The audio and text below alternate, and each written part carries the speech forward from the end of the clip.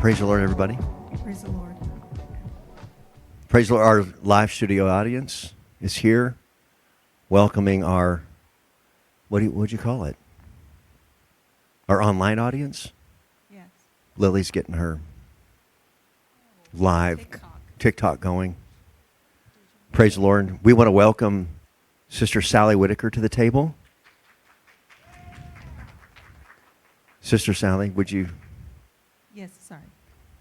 They're here, but we've got a whole crowd that's outside. Okay.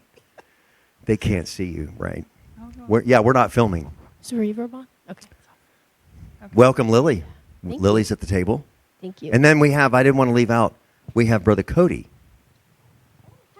Brother Yes. Cody should have a mic. Awesome. Brother Cody is running our, what would you call that? All of our media stuff. Is he joining us today on the podcast? Say what? Is he joining us on the podcast today? He could. I don't. Look at that. You have a microphone back there, brother? Hiding about No, he doesn't have a microphone. He gave us all the microphones. So it's New Year's. Happy New Year. Happy New Year, Lily. Happy New Year. Happy New Year, Sally. Happy New Year. And all the people And all the people. out there listening. I told Lily that Brother Hodges, shout out to Brother Hodges in Killeen, Texas, the home missionary. Thanks for listening. Thanks for listening.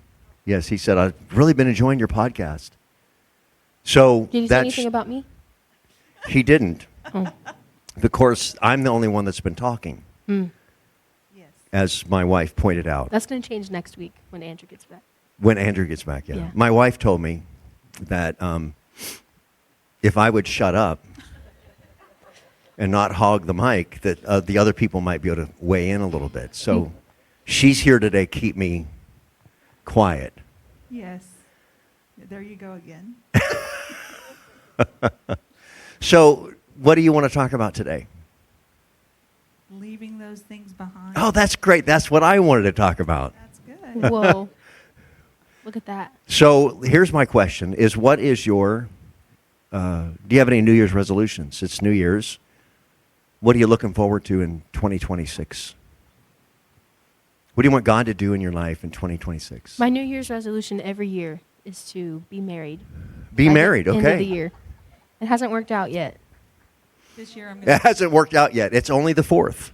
Yeah. So there's. You got plenty of He's time. still working, even when I don't see it. He's working. One And day. what about you, Sally? Is that your New Year's resolution for Lily to get married? Yeah, too? for me to move that out. one off the books. Not really. No. Yeah. Right. Yeah, we're working on that. Working on that. What about you, Right. Sally? What about me? Oh.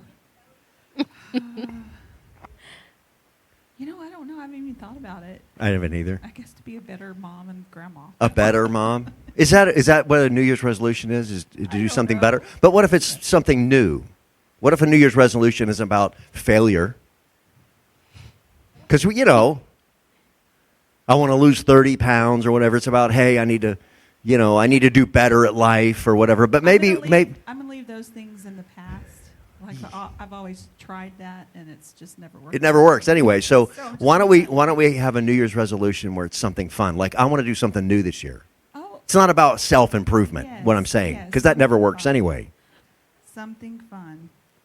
Like, If you're We can go disciplined, it works. bowling, I'm going to take up bowling. Okay, so that's rock climbing, rock climbing, hang gliding. hang gliding, No, I don't want to do parasailing, that. I don't want to travel more. travel. There you go. See? So that's a New Year's resolution.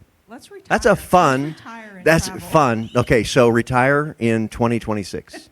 Travel. New Year's resolutions aren't like a thing for me because I reinvent myself every 3 months anyway. So it's like there's nothing about New Year's that's like, oh, New Year, new me.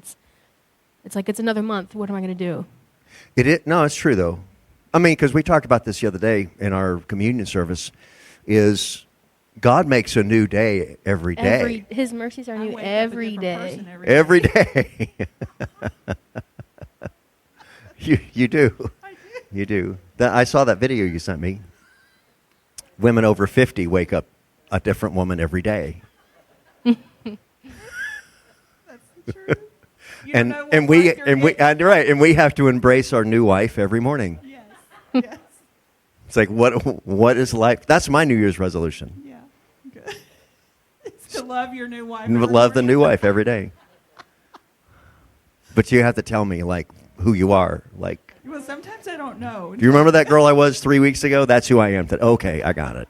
That's the truth. What was I going to say? I forget now. I don't know. I don't have Leaving anything. those things behind. Oh, Go ahead, Lily. no, I was going to say I don't have anything prepared, so. No? Okay, well, I kind of do, because we talked about a little bit last week about how, was it last week? It seems like it's been a year. It's been, well, it is. The last year was 2025, Yes, wasn't it? yes. Or last This week. last year.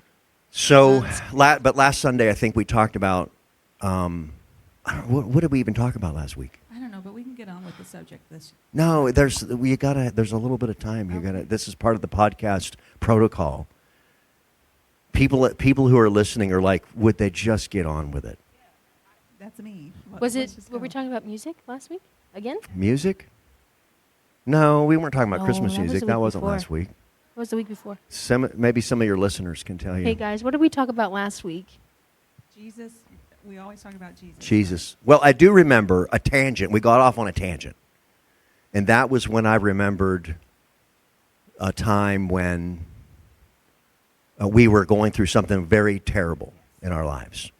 Remember? Oh, I remember now. God said there's going to be change coming in your life. I had people tell me that.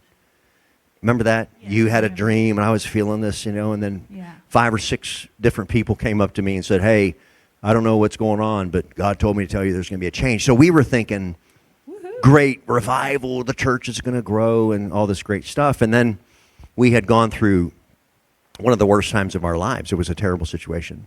And so, and I don't want to get into the details of all of that, but I'll say this, that when your kids are little and they go through bad things, you think it's really bad. Right.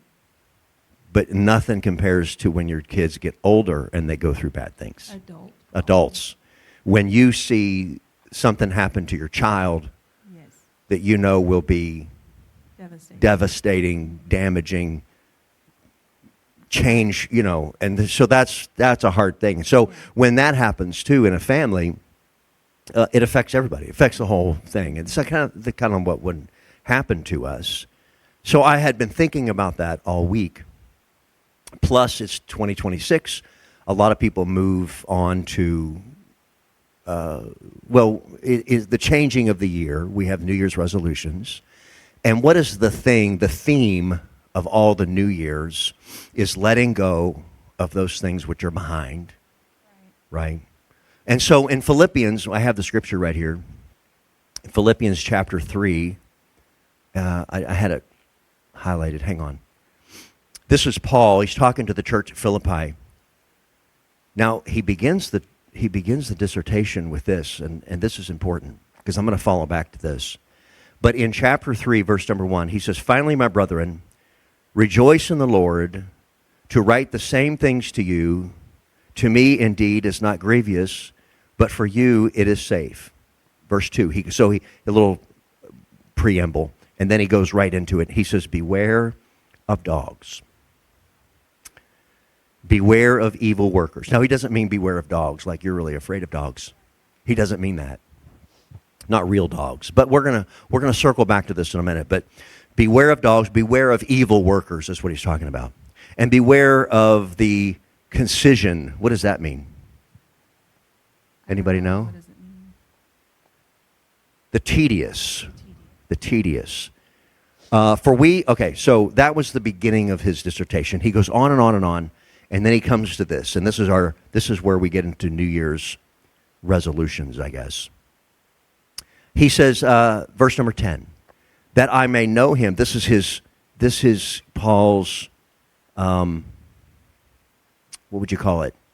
His theme, his desire. He says that I may know him and the power of his resurrection. Make sure I didn't leave it behind here. And the power of his resurrection and the fellowship of his suffering, being made conformable unto his death, if by any means I might attain unto the resurrection of the dead. Not as though I have already attained it, either were already perfect, But I follow after, if I may apprehend, that for which also I am apprehended of Christ. Think about that. Here's what he's saying. He says, I am trying to apprehend that which has already apprehended me. Think about that. Do you feel that way? Like the calling of God has apprehended you, but to the point where you don't feel like you've caught up to it. That should be the desire of every born-again believer, to try to apprehend that which has already apprehended us.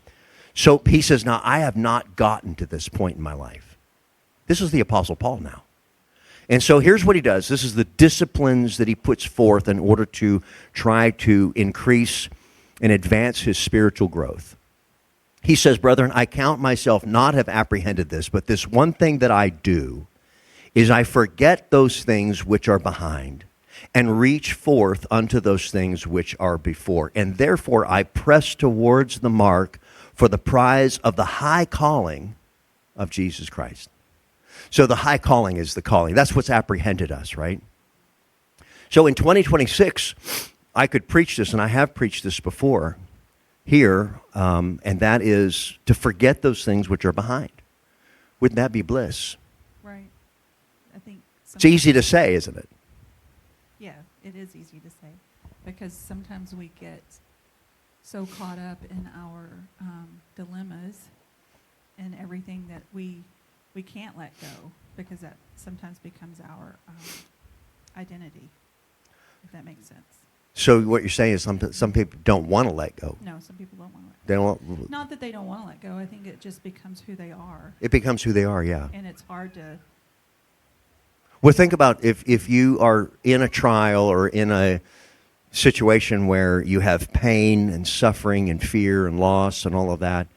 Sometimes it becomes so much part of your life, Mm-hmm. it almost becomes a security blanket. Right. Like, I right. can't, you Yeah. don't take this away from me. It's the only truth I know. Yeah, and everything else is uncomfortable. Even though the situation is uncomfortable, that's Yeah. their identity. But how do you leave those things behind? And we were talking about, like, Lily's a young woman.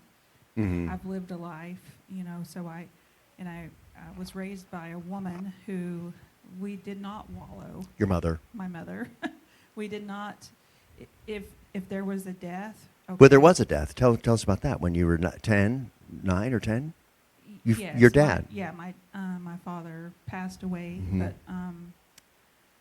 and my mother grieved, but we kept going. Yeah. We didn't stop in our grief. We were always taught that is a part of life, and you get up the next morning Mm-hmm. and you continue life. Yeah. You can still grieve, but we don't wallow in that. And I thought it was really profound that what she said to you. when I was Because you had found your, yes, I had found my father dead. yeah. So, and I had several. I was a 10-year-old girl. Yeah. I had just turned 10. It was 2 days before my 10th birthday, and my cousins, aunts, all the people were kind of coddling me. Yeah. And I understand that. I mean, that's obviously, yes, you're gonna worry about this child and what this, if this is gonna damage me, or this child. Anyway, so they would come up to me and, kind of pet me and Poor like, baby. look at you poor know. baby. Yeah. You're, are you okay? You're going to be okay. And as a 10-year-old girl, children are children. You're going. Yeah. You could that could define who I would become. I could become a victim That's right. to this, and my mother and her grief and her wisdom. She saw that, right? She saw yeah. all that was transpiring, and I just have to think that was the Lord that prompted her, and she came up to me and she took me aside and she said, "Sally, I want to tell you something. I want you to listen to me. The only reason that you found your dad dead is because the Lord knew you were able to handle that." And, so basically she was saying, you're strong enough Yeah. to do this. And I think that changed I think that formed who I was going to be as a person. Yeah. And I'm so thankful she did that, because we don't have to be victims of our circumstances. That's right. We don't. So, and As bad as they can become. yeah, but we were talking to Lily yesterday about, as a young woman, she doesn't feel like she's gone through anything, but she doesn't realize that she has. And deaths. You've gone through deaths, but her perspective, I think, comes from even my mom. Yeah. Because she was around a lot and so how do you handle when things happen to you, Lily, like the death of my mother, the death of, you had a friend that passed away, and then the death of your grandfather? How did you handle that? Well, I feel like, I don't know. What do you mean? How did I handle it? Well, how did you, What we asked you the other day about, you said you really haven't gone through bad things, and we were like, no, you have. Look at this, this, and this. Okay, and you said, right. well, I don't really feel like. I don't feel like they were tragedies. They I don't know. I grew up being taught by you guys that death is a part of life, and I can sit and I can grieve forever about it. I can let it consume me, overtake me, but what good is that going to do? Right. Like nothing's going to come of that. It's just going to waste my time. But you always told me it's good to grieve. It's okay to Yes. have a moment, sit and take a moment, but don't dwell. Right. You just move on, because death, I don't know. I feel like I have a good relationship with death, I guess. Well, I don't know. Well, with it's grief, not- if you don't develop a healthy relationship with tragedies of life, then they'll crush you. Right. And so the tragedies of life can either build us. What doesn't kill us make us stronger, and but that's a true statement. If you allow them to make you stronger, Right. and you're still going to grieve, it's still going to be painful, it's still going to be loss, and there's still going to be things that will affect you. And there's Yeah. days that the grief will take Yeah, over. exactly. And and that Right. that's natural. Yes. That is not abnormal at all. No. But you still have to get up, and you can't be a victim of grief. You can't let grief overtake you Right. to a point where you can't live. Yeah. Now, we wouldn't be saying this to somebody I was going to who say just lost their a Yeah. child. wife or their child or Yes. whatever today. Okay, that's what I mean by saying I don't feel like it was a tragedy, because they had lived their lives. Oh, yes, right. You know, it's your like friend, though. Oh, yeah, your my friend, friend. she had died in tragic I illness. think people always ask the question, like, why? Why did this happen? But you never know. There's no answer. Yeah. And I think that's almost comforting for me, because if there was an answer, I would be seeking for it. I'd be like, why did this happen? Like, I need to know. I need to That's know. good. But I know that there's no answer. Life happens. Life happens. And there's nothing you can do about Nothing it. you can do about it. That's right. It just happens, and you have to move on. Yeah. If there was an answer, it would consume me, but I know that there's not. Mhm. When we get to heaven, when all is said and done, we'll understand. Yeah. We'll understand. What's that song? We'll understand it better by and Yeah, by. yeah. But we're not there yet. We're not going to know Right. until then. So why dwell? Mm-hmm. You just have to move on. That's how I don't know. I think that's how I look at it. Yeah. And what about like everyday life? How do you handle everyday life and you said it yesterday when we were talking, like if somebody, if a friend, you feel like you have been betrayed by a friend, Yes, I don't feel like I have. Like I've been. Maybe someone did something that made me realize, oh, they're not who I thought they were, and then I was able to just let that idea of them go, and be like, okay, they're not who I thought they were. We're moving on. The reason And you why can't this let is it, an important question, I think, is get to you. because a lot of times people are really damaged, Yes. emotionally scarred by other people when they get stabbed in the back or somebody lies about them or whatever. Yeah. They can be really hurt to the point where they can't function. Mm-hmm. And so when we see people who can champion that, that's the reason why we're asking you these questions, because you might think, well, yeah, if somebody does something against me or lies or, you Yeah. know, I'm just going to say, oh, well, I just didn't realize, I didn't know who they were, Right. and write it off and move on. That's an important thing for people to hear, because if you, maybe you don't know you can do that. Right. People, you don't realize, you know, you can really do that. You really can just forget those things that are behind you. I think, and another thing is, you both have always taught me that your mind is a powerful thing. And if you just make up in your mind that you're not going to let it affect you, then I don't know, maybe I'm like psycho or something. It's like, I don't know, I can just like, I can just be like, okay, that's how it is. Yeah. Whatever. I think definitely- another way that I can overcome, like if someone hurts me or if someone has said something about me or twist the truth, I always think like back to myself, like I'm not perfect.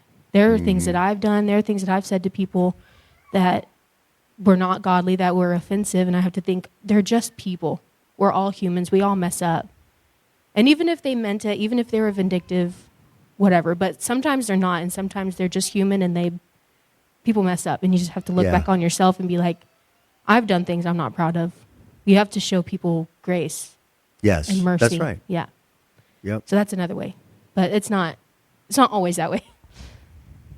So I guess pressing toward the mark for the prize of the high calling is keeping focus on that, and not focusing on everything that's bad.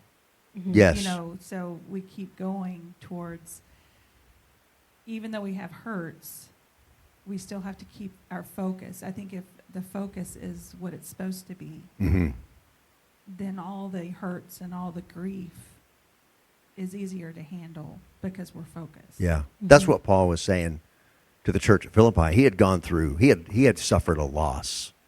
He had lost when he gave up his position in the Jewish, as a Pharisee. He gave up position, authority. He gave up all the stuff that usually holds you up. And the Pharisees were known for their pride. So he was most likely a man full of pride. He had to lose that. So there was a lot of things that Paul had to lose. And that's what he told the church. I didn't read it here, but earlier in his dissertation to the church of Philippi, he said, I have lost all of these things. And then I've been beaten. I have suffered persecution. He did not wallow, did he? Well, he listed the entire lot. He said, these are the things that I have lost. But this is Paul's perspective. This is how Paul is able to forget those things which were behind and press towards the mark which was ahead. He said, I count everything that I've ever lost as a gain to the knowledge of Christ. So because Christ suffered, Christ is the one who suffered. And every time I suffer, I am in fellowship with his suffering. And it brings me closer to him. So everything that I've ever lost, I count as gain. I want you to think about that. That is a perspective that if we could grasp, then we really could do this. Forget those things which are behind and move forward. But as I was thinking this yesterday, or this week, I was thinking about that time that we had gone through this terrible season. We just were walking in a black cloud. And there was probably 4 years or 5 years that was just obscure. Do you remember? Yes. Yes. And it gotten to the point where it just became part of life. It was just where we were. This is our new life. Right. And it's not like we thought about it. It's not like we woke up every day and thought, okay, our life is tragic and this is terrible. It was just, we were just moving on. But we didn't realize that that the life that we were living and the way we were feeling was really affecting us. We didn't realize it.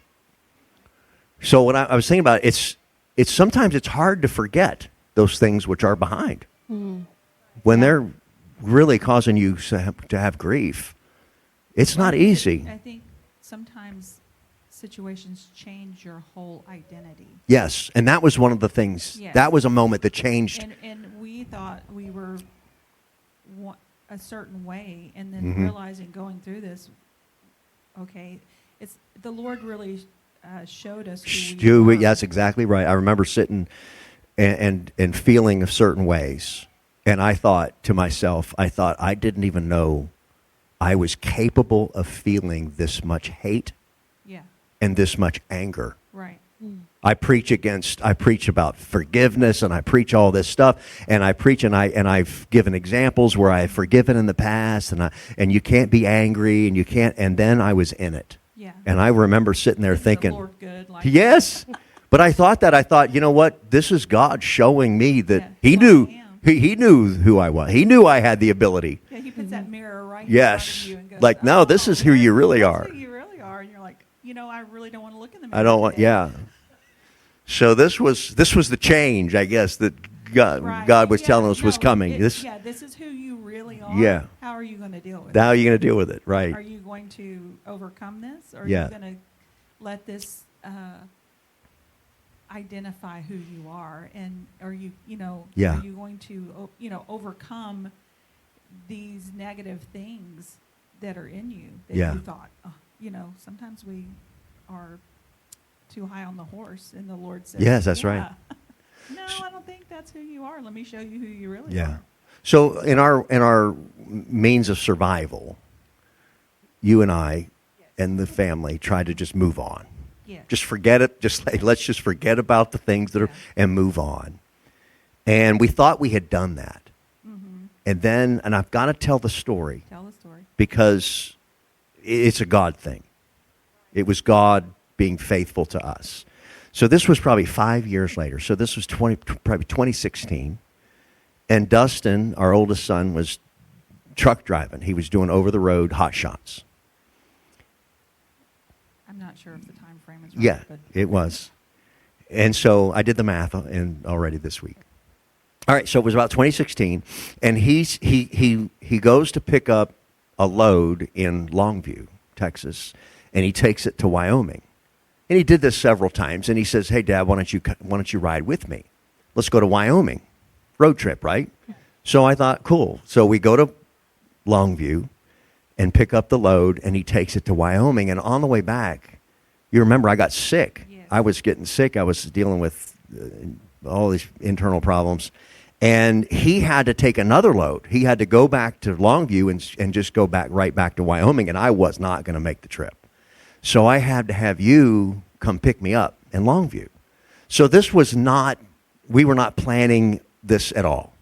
So you came to Longview that afternoon, and I got in the car, and I remember you said, the marriage retreat for the Pentecostals, the Texas district, is tonight in Longview. And we had no intention of going. It was completely off our radar, and we didn't want to be around those people, right? We don't want to be, because we were like, we didn't want to be around godly. we didn't want to be, loving people. because that's where we were, right? We were in this funk, Yes. but we didn't even We didn't even know it. Yeah. We were just numb. We were numb.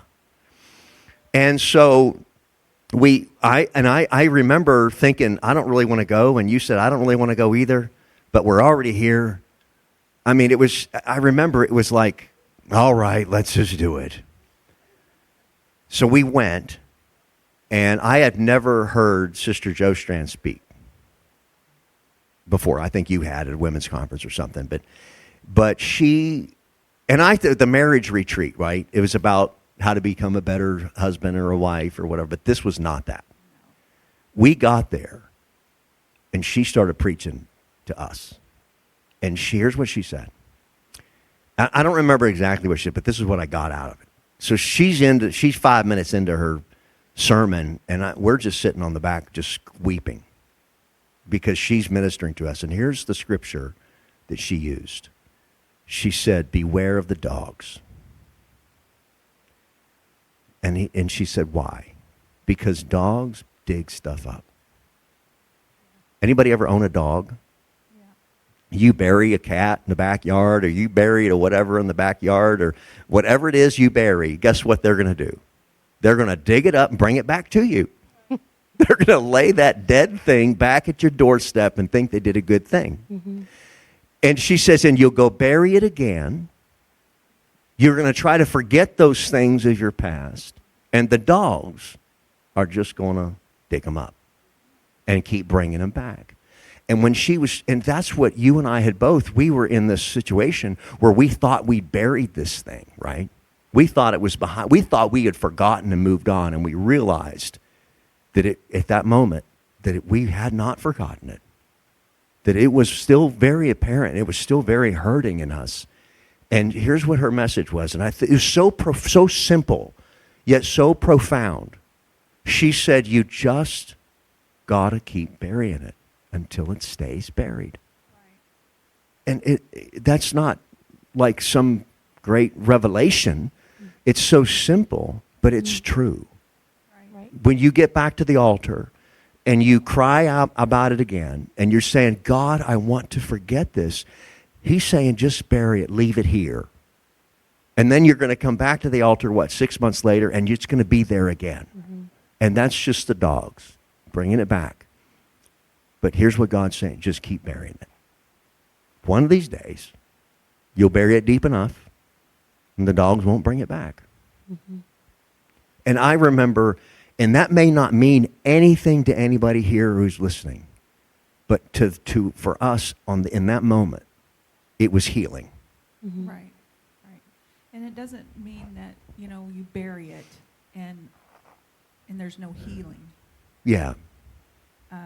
Some people warn you, don't just you have to heal from it. And I think that's part of healing from it, is laying it down. Yes. And you keep laying it down. Yeah. Until you don't have to, until it stays laid down. Yes, exactly right. I think that's healing. That's you're right though. And it's like grief though. Grief comes in stages. It comes in phases where you think, well, I'm not going to cry ever again over this. Right. And then, no, you do cry. But no, I'm saying then 2 weeks later, you're out of nowhere. Right. You just get hit with it again. Well, and speaking on that, we lost a child, a baby, years and years and years ago, in October. Mm-hmm. And every October, that October wind would be it would just cut right through mm-hmm. us, because that was, so painful. Reminder of the time. It was a reminder of, what we lost. But just in recent years, that cold October wind mm-hmm. has become more of a comfort. Yeah. I remember. Of a remembrance of not pain. Yeah. But a welcoming old friend. A welcoming old friend.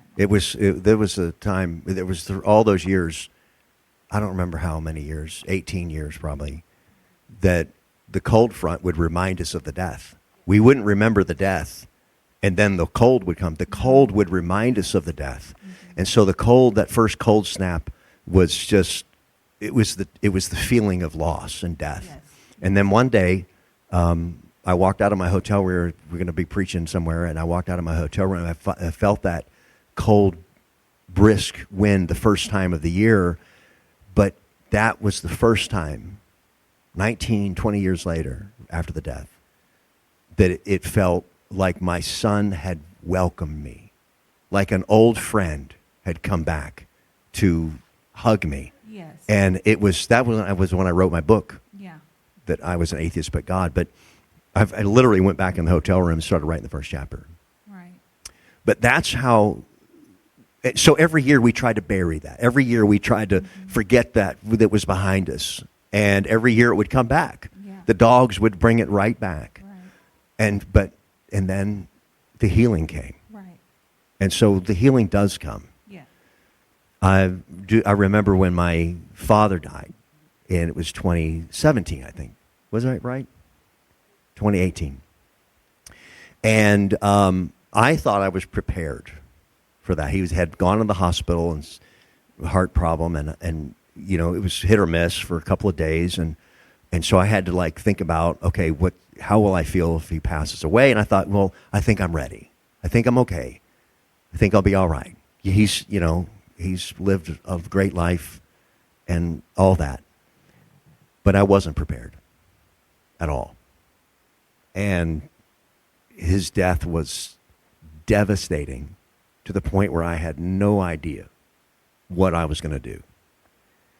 And I remember that week, we were praying in a prayer meeting, and I was asking God. I said, God, how am I going to preach? How am I going to live? How am I going to do the things that I need to do that are coming up in my life without my dad? How am I going to function day to day in this darkness and in this feeling that I have, this grief? And I really believe that the Lord spoke and he said, you just have to walk off the mountain. And nobody knows what that means, but I know what that means. Years ago, my dad and I and my brother went hiking to the mountains in California. And we hiked up. It took us like 2 or 3 days to hike up to the lake, 12,000 feet in the mountains. And I forget what happened exactly. We ran out of food, ran out of water or something, and we had to walk off the mountain in one day. We had to get down. We had to get off. And it was labor intensive and all that. And so we were walking down the mountain, and you're walking on cliffs. Like literally, like if you misstep, you could fall and die. And the scenery was absolutely beautiful. The sun was setting, but we didn't care because our bodies were so fatigued. And so I mean, there's a point where you couldn't even feel your legs, right? You're just walking and you're hiking and you're carrying the packs. And it's getting dark. And then it got dark. And we didn't have flashlights. We don't have nothing. So we're literally walking on the cliffs in the dark, just trying to get off the mountain. And I remember being so tired and so physically fatigued that I literally had to tell my right foot to step and my left foot. And I was going right, left, in the dark, moving forward, right? And eventually we got off the mountain, okay? So, again, that doesn't mean anything to you, but when God said, I told God, I said, how am I going to get through this and live and through this grief? And he took me back to that moment. He said, you just got to one step at a time, right foot, left foot, right foot, until you get off, until you get through this. And I think that was very powerful for me personally, because it was God, I think, letting me know that there is an end to this, right? So I think that when we say, oh, just forget about it, we understand that it's not that easy all the time. What is it, somebody laughing? Ricky's in my comments. Oh, okay. Are you getting your Uber over there? Yeah, I'm trying to. We're all distracted. I hear I'm having a moment over here, and they're like No, that's what Lily's laughing at No, something I was else. crying, and they're like, does hiking make you emotional? Does hiking make you emotional? Yeah. You Sorry, have- I can't read the comments. Well, that was all I had. That's good. Sister Whitaker? Yes. Just give me a second. Oh. I'm trying to help here. I had an Uber bring somebody to church, so I'm trying to figure this out. Lily, did I do that right? I don't know. Okay, so I'm not techie. Anyway. You don't know how Do to we call have an any- Uber? Yeah. No, it's 10:41. I think we've exhausted. If you had anything else. No, I just like my mom says, you got to get up and keep going. Yeah. You can't lay and wallow in your situation. But at the same time, we understand that sometimes it's hard. Yeah, we're not that, Mhm. we're not Yeah. gonna And there is a process. there is a process. And maybe you can't forget it in between January 1st or December 31st and January 1st. Right. And it's not just that easy to say, "Oh, just forget those things that happened." But you have to keep getting. But you got to keep forgetting them, even though they come back. But one day, they will stay forgotten. Right. They will not forgotten, but they'll stay in the past. You'll be healed. Yeah, exactly. That's the ticket. Anyway, so that's our message for January 4th, 2026.